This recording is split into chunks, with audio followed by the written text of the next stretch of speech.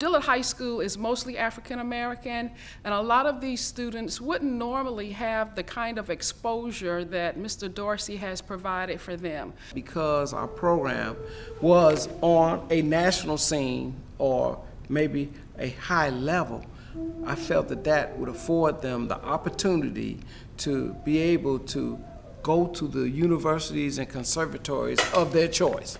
The people who live here are not supposed to be that successful. It's supposed to be an area where high crime is taking place. Students don't graduate as much, but that is not true with Mr. Dorsey's students. I had a student that was the lead alto player in the Grammy band. He got a full ride to Manhattan School of Music in New York. I also had a student that got a full ride to Columbia University in New York, and he was the valedictorian of his class, and he was the lead trombone player. And what's ironic about it is, I'm always talking about this is about more than just music for our young people, because everybody's not going to be a musician. That young man is doing an internship this summer with a congressman, a congresswoman, but he still wants to come by here to play his trombone. The impact that he has had on the program can be felt wide and deep. We have what we call a Dress for Success Day here at the school. I used to come to school in like basketball shorts and like flip-flops and not really looking too good now. I mean, I still don't look that great, but a little bit better. I implemented that for one reason, and the one reason I implemented it was to get our young people aware and get them to understand the importance of dressing for success.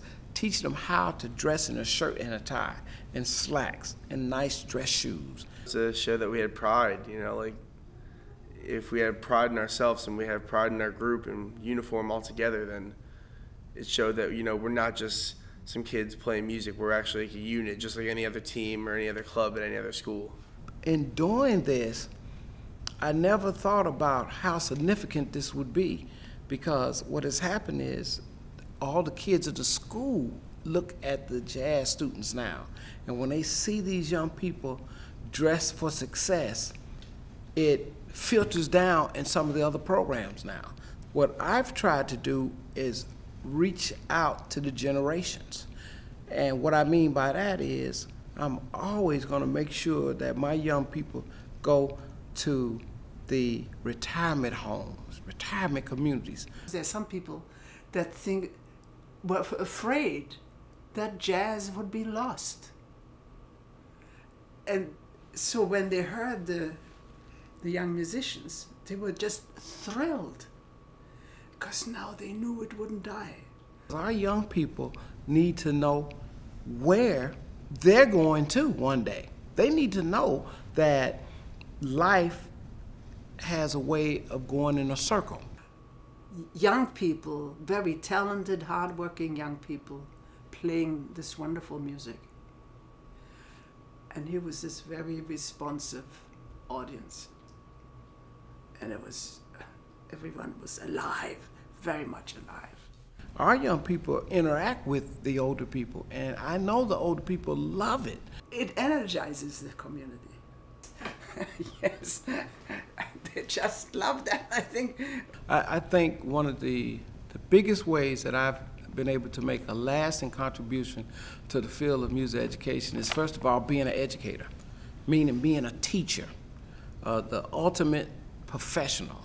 He imparts that, hey, we can do this the right way, we can do this the right way. So you notice I said it's always the right way, which is Mr. Dorsey's way. I'm a firm believer in, to get respect, you have to give respect. We look up to him, so we look up to the things that he looks up to. So he shows us that he enjoys this music, he loves this music.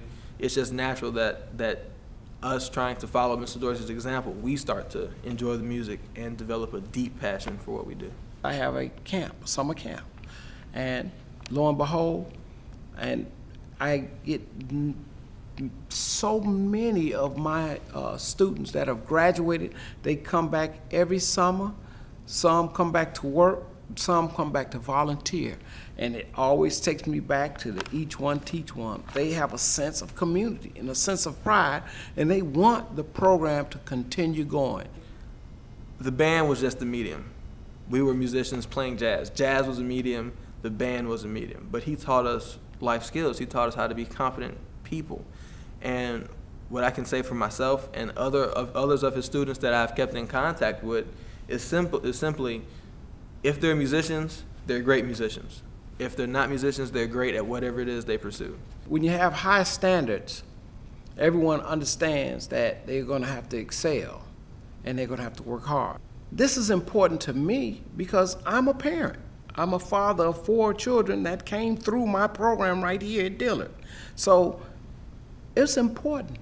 And I want all the young people that come through my program, I want them to get the same things that my own 4 children got.